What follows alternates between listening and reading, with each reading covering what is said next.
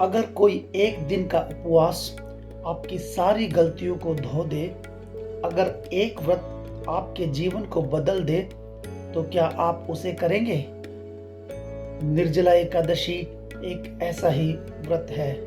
आज मैं आपको निर्जला एकादशी यानी कि भीमसेनी और पांडवी एकादशी की कथा सुनाता हूँ। आपने एकादशी का नाम सुना है, लेकिन क्या आप जानते हैं कि निर्जला एकादशी क्यों इतनी खास है? क्यों कहते हैं कि अगर अपने साल भर की एकादशियां नहीं भी की तो सिर्फ ये एक निर्जला एकादशी ही सबके बराबर है। ये सिर्फ उपवास नहीं, ये भीम की भक्ति, तप और त्याग की कहानी है। श्री भीमसेन बोले, हे पितामह, भ्राता युधिष्ठिर, माता कुंती, द्रौपदी, अर्जुन, नकुल और सहदेव आदि सभी एकादशी के दान और व्रत करते हैं और मुझसे भी एकादशी के दिन अन्न खाने को मना करते हैं। मैं उनसे कहता हूँ कि भाई, मैं भक्ति पूर्वक भगवान की पूजा कर सकता हूँ, परंतु मैं एकादशी के दिन भूखा नहीं रह सकता। इस पर व्यास जी बोले, हे भीमसेन, यदि तुम नरक को बुरा और स्वर्ग को अच्छा समझते हो तो प्रत्येक माह की दोनों एकादशियों को अन्न न खाया करो। इस पर भीमसेन बोले, हे पितामह, मैं आपसे पहले ही कह चुका हूँ कि एक दिन एक समय में मैं भोजन किए बिना नहीं रह सकता, फिर मेरे लिए पूरे दिन का उपवास करना तो बहुत ही कठिन है। यदि मैं प्रयत्न भी करूं तो एक व्रत अवश्य कर सकता हूं। आप मुझे कोई ऐसा व्रत बतलाइए जिससे मुझे स्वर्ग की प्राप्ति हो। श्री व्यास जी बोले, हे वायुपुत्र, बड़े बड़े ऋषि और महर्षियों ने बहुत से शास्त्र आदि बनाए कि मनुष्य को दोनों पक्ष की एकादशियों का व्रत करना चाहिए, इससे उन्हें स्वर्ग की प्राप्ति होती है। श्री व्यास जी के वचनों को सुनकर भीमसेन नरक में जाने के कारण अत्यंत भयभीत हुए और लता के समान कांपने लगे। वह बोले, हे पितामह, अब मैं क्या करूं, क्योंकि मुझसे व्रत नहीं हो सकता। अतः आप मुझे कोई एक ही व्रत बतलाइए जिससे मेरी मुक्ति हो जाए। इस पर श्री व्यास जी बोले, हे भीमसेन, कृष्ण और मिथुन संक्रांति के मध्य में ज्येष्ठ माह की शुक्ल पक्ष की एकादशी होती है, उसका निर्जला व्रत करो। इस एकादशी के व्रत में स्नान और आचमन में जल वर्जित नहीं है, लेकिन आचमन में 3 मासे जल से अधिक जल नहीं लेना चाहिए। इस आचमन से शरीर की शुद्धि हो जाती है। आचमन में 7 मासे से अधिक जल मद्यपान के समान है। इस दिन भोजन करने से व्रत नष्ट हो जाता है। यदि सूर्योदय से सूर्यास्त तक मनुष्य जलपान ना करे तो उसे 12 एकादशी के फल की प्राप्ति होती है। ऐसा महर्षि के वचन सुनकर भीम ने ठान ली कि अगर इससे ही मुझे प्रभु की कृपा मिलेगी, मेरा कल्याण होगा, मुझे स्वर्ग मिलेगा, तो मैं ऐसा अवश्य करूँगा।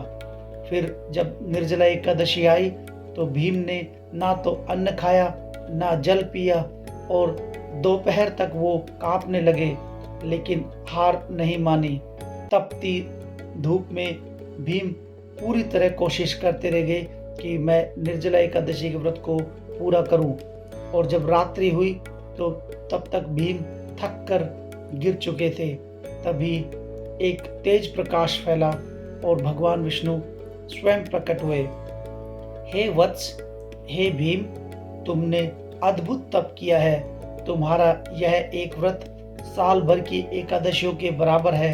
आपके सभी पाप नष्ट हुए, तुम्हें मोक्ष की प्राप्ति होगी।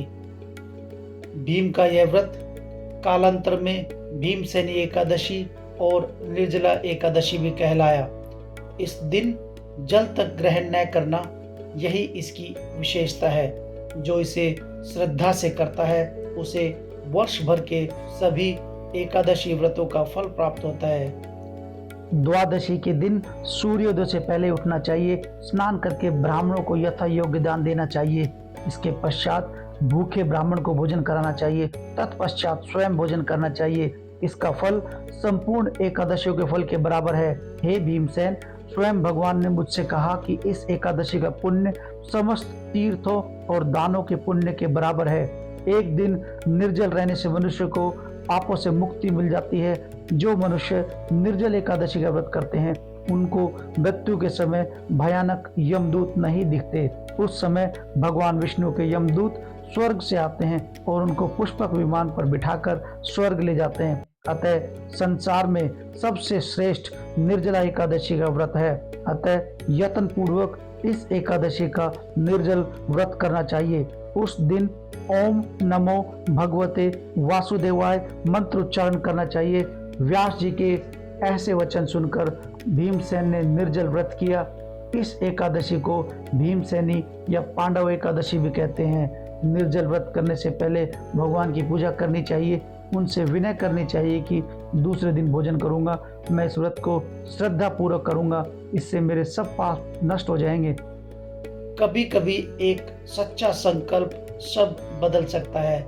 जैसे भीमसेन बलशाली योद्धा ने जल तक त्याग दिया प्रभु की भक्ति के लिए, तो क्या हम थोड़ा भी त्याग नहीं कर सकते? निर्जला एकादशी सिर्फ उपवास नहीं है, ये आत्म संयम, भक्ति और आस्था का प्रतीक है। क्या आप इस निर्जला एकादशी पर उपवास रखेंगे? कमेंट में ओम नमः भगवते वासुदेवाय लिखें और इस कथा को आगे बढ़ाएं। वीडियो को लाइक करें, शेयर करें और सब्सक्राइब जरूर करें। जय श्री श्याम।